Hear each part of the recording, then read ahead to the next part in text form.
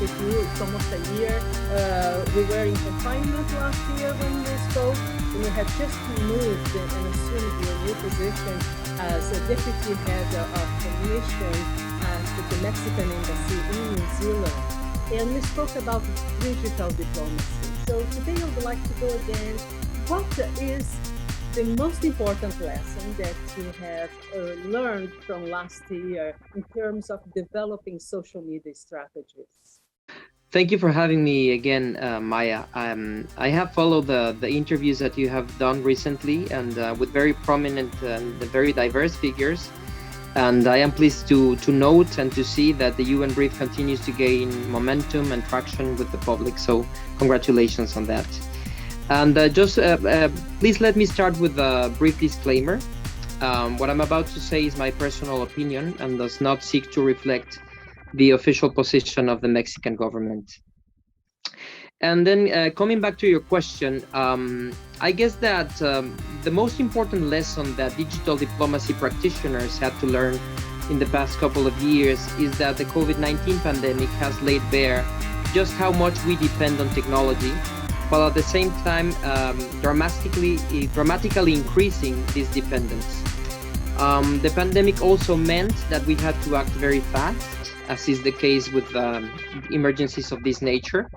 And we had to become more creative, innovative, and maybe paradoxically more collaborative than in the past, subjected as we were to all sorts of impediments and restrictions on social gatherings and free movement. In general terms, to assess the impact of the pandemic on diplomacy, I like to think of the Vienna Convention on on diplomatic relations as our conceptual framework.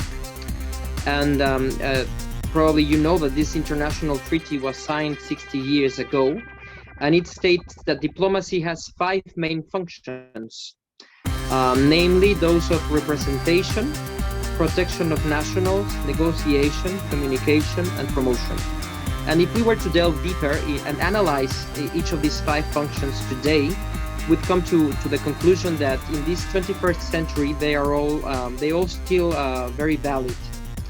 One could even argue to a certain extent, albeit simplistically perhaps, that we could just add the term digital to these 5 functions to bring the Vienna Convention up to date. And I think this is consistent with what some authors have pointed out recently, in the sense that today, digital diplomacy is not only present in the field of public diplomacy, which is more related to the communication and promotion aspects of the Vienna Convention. Early on, during the first phase of during the emergency management phase of this pandemic, the bureaucratic structures of foreign ministries and diplomatic and consular posts became almost devoted entirely to performing consular tasks, especially those related to providing assistance to nationals in need. And regarding social media strategies, as well as communication and outreach duties, MFAs had to be highly competent and capable of updating and communicating to the public in real time, mainly through social media outlets, all the information available about COVID-related measures, international border closures, travel restrictions, repatriation flights, and so on. And I have analyzed the sample of tweets of the Mexican Foreign Ministry's Twitter account of March of 2020, one of the most critical months of that first stage of the emergency. And I found that almost all of them, 91% of 241 tweets posted in that month, were related to COVID-19 matters, which is not surprising. And more than half of the total, were related to one of the following 3 issues: consular assistance, information about air routes, frequencies, repatriation flights, and finally, reporting to the public the general repatriation statistics of Mexican nationals. So these early consular-related endeavors soon gave way to those undertaken by MFAs, diplomats, and international organizations to procure medical supplies and to seek international collaboration to develop vaccines, as well as to securing the sufficient supply of such vaccines. But of course, the pandemic not only had an impact on the way digital tools were being used to offer assistance and cater to the millions of citizens who were stranded after the closure of borders and the cancellation of international commercial flights. As we know, given the restrictions to international travel and the impossibility of holding face-to-face meetings and summits, this had to be cancelled, postponed, or moved to Zoom. And I can't think of a more pertinent example of this shift than the UN General Assembly having to move to digital platforms, precisely in the year that marked the organization's 75th anniversary. And other examples abound from the G7, the G20, the European Council, all the way to APEC. International organizations and summits had to go digital in the past months. So enter the term Zoomplomacy, in the ever-changing jargon of diplomatic speak. Although we must say that this modality is neither entirely new nor foreign to this field, it did become the bread and butter of diplomacy during the past year and a half. And for many international entities, it became in practice the only way of maintaining a minimum level of functionality. However, I think it's important to stress the fact that no virtual meeting, of course, can replace personal contact or the fine art of negotiation that has characterized diplomacy throughout the ages. Any fellow diplomat in New York or Geneva can attest to this fact or to this claim. And he or she knows much better than I do, perhaps, that major transcendental decisions are not made in the main forums, let alone in Zoom meetings, but are the result of careful corridor networking, hallway meetings, coffee breaks, and the like. I think that's where diplomats can actually strike alliances, build rapport, and reach a compromise. As they say in diplomacy, trust is par excellence the bargaining chip. And the ability to enhance this trust heavily relies on our developing interpersonal skills through face-to-face meetings, through engagement, etc. So in consequence, I think we can't expect post-COVID-19 diplomacy to migrate entirely to digital platforms. Nonetheless, I think that a new hybrid diplomacy seems to be coming to the fore, one that possibly, hopefully, can provide the best of both worlds, tradition and innovation, by increasingly incorporating new digital technologies and moving certain meetings to online platforms, for example, for ad hoc meetings. Of course, it would be naive not to acknowledge the pitfalls of the virtual world and all the challenges it entails, ranging from the operational aspects and technicalities on the one hand, to the more serious concerns that have to do with issues such as internet infrastructure, digital divide, cybersecurity, internet freedom, mis and disinformation, just to name a few. And that brings me to the last point I want to make, which is another facet of the use of social media tools during this pandemic. That is the effort that several international organizations, NGOs, and nonprofits have made to find ways of coming together to counter misinformation, but also for crowdfunding purposes. Think about the role that TikTok played, for example, for an organization like the WHO, which helped it in its attempt to reach a wider audience, especially youngsters, especially the so-called Generation Z, by raising awareness and fighting the spread of misinformation with factual data and with educational content on health issues. Brilliant, thank you. What platforms are you focusing on at the moment, and why? I still enjoy Twitter for the most part. I think that's the social media that I spend the most time on. I think it has arguably become the fastest news source in the world in real time.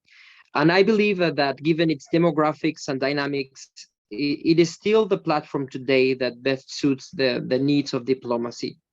I find it tremendously helpful and valuable as a work tool, allowing me to gather breaking news directly from the primary sources, that is by bypassing conventional media, while at the same time allowing me to interact with peers, public figures, and institutions of all sorts.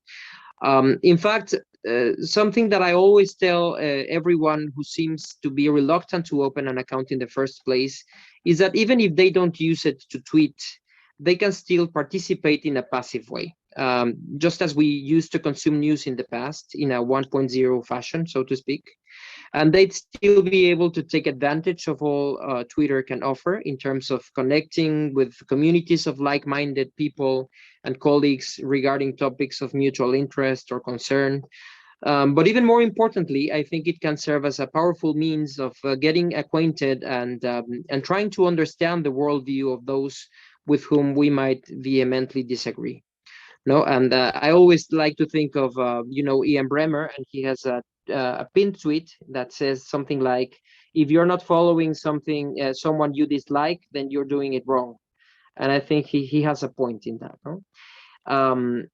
Because although recent research shows that the impact of echo chambers and bubbles in our online and offline conduct might have been overestimated in the past few months or few years, I still tend to think that it is important to be aware that phenomena such as online polarization and manipulation do exist. And we've witnessed in the past few years just how harmful they can be to the social fabric, with both online and offline consequences. Nevertheless, I think we must also admit that sometimes social media, including Twitter, can become toxic, owing not only to trolling and anonymity, but also to the rise of hate speech, to offensive content and harassment. No? And therefore, I think that it's important for all of us as users, to make a good use of these platforms and ensure that we make of them as safe a place as possible, so that interactions can occur in a healthy environment that contributes to productive public conversations. In the end, I think it's always good to remember that social networks were created with the specific purpose of connecting people.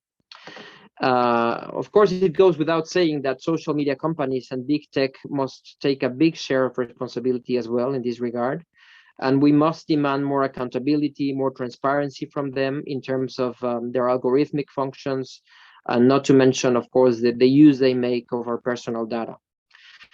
And I listened to your recent interview with Chris Bale from the Polarization Lab at Duke University. And I totally agree with him in the sense that these companies should do more to reshape their platform's dynamics in a way to promote and encourage social cohesion instead of the cult of personality and individuality that we've seen in the social media dynamics in the past. I suppose what I'm trying to say, or what I make of what he said, is that social media companies should be more concerned with how to serve the public conversation than with promoting the number of likes, retweets, and followers as indicators of success. No?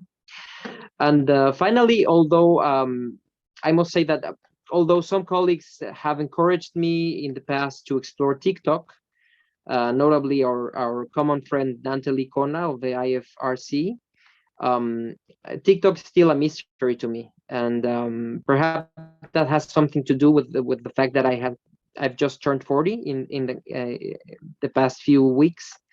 Who knows? But I still have difficulty to understand the dynamics and the vibe of TikTok.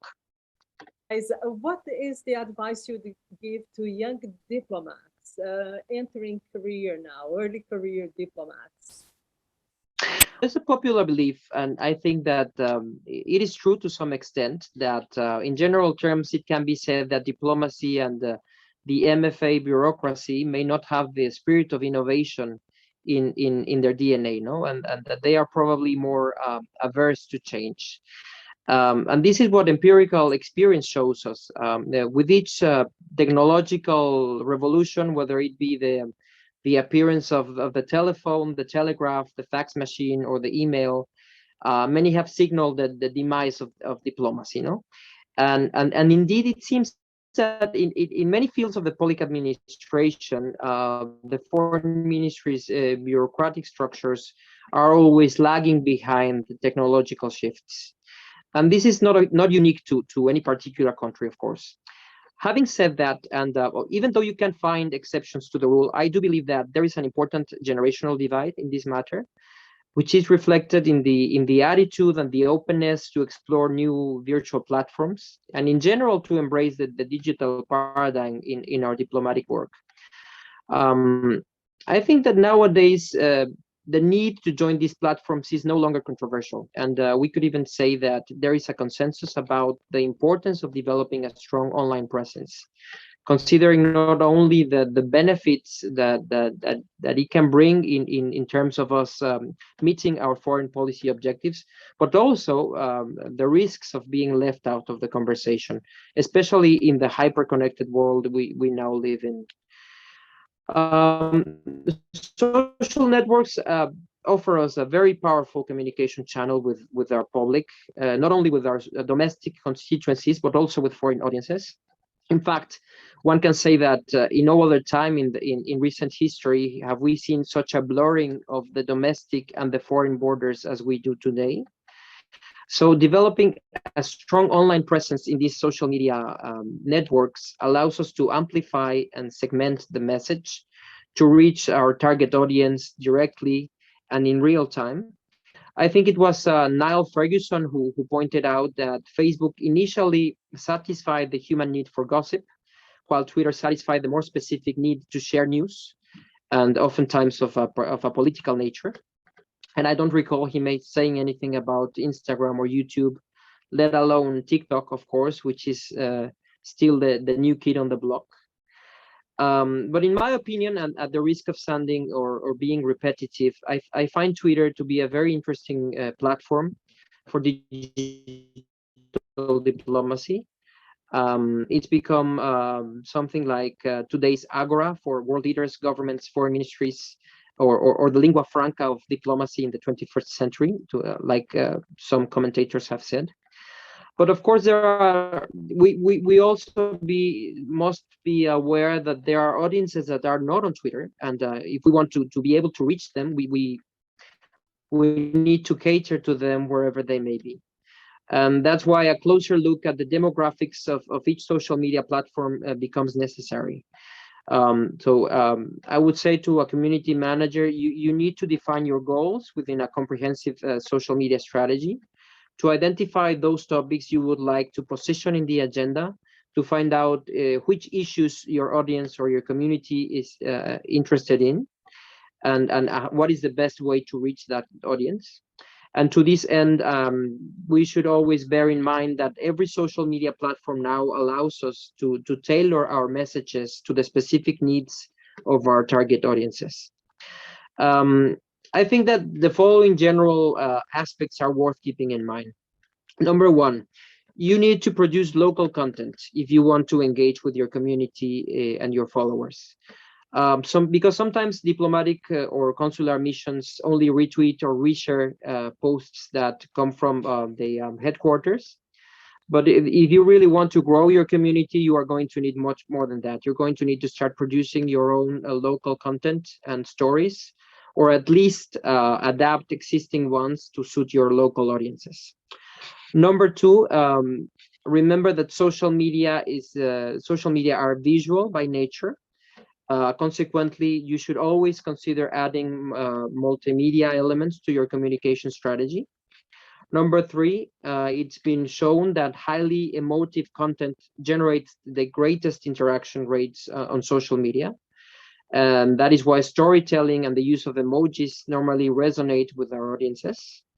Number four, it is not enough, of course, to load up a press release or to post a statement. If, as the Twitter motto used to say, you want to join the conversation, you must get to know your audience, and you must be willing to establish an authentic two-way and horizontal dialogue with them. Otherwise, you're only doing diplomacy 1.0. And five, social media, when used correctly, can be time-consuming. That's why you need a devoted community manager. If you don't have the time to continually feed and update your social media outlets, it's better not to open an account in the first place, because otherwise it can be counterproductive. I think in general terms, diplomats should always keep up to date and make an effort to be updated in technological matters. And at the same time, the foreign ministries must be able to provide old and new generations of diplomats with constant training in this matter. I personally did not receive any training in the use of social networks, but truth be told, when I joined the Foreign Service back in the day, most social media companies were stillborn. However, nowadays, the Mexican Foreign Ministry does offer this type of training to its diplomatic staff. And in fact, I have twice been invited as a lecturer on both public and digital diplomacy to the new diplomatic cohorts. Because, many times we use these platforms by intuition, and of course, by trial and error, we become better at it. But if we really want to take advantage of the full potential that these digital platforms offer, training is by far the best way forward. Of course, together with developing a comprehensive communication and digital diplomacy strategy. And as a way of conclusion, to new diplomats, I would say that the ICT revolution is here to stay. And Tom Fletcher put this issue in a nutshell when he said that in the next few years, people will come to realize that the most powerful weapon in this period of the 21st century is not sarin gas or the nuclear bomb, but our smartphone. Thank you very much.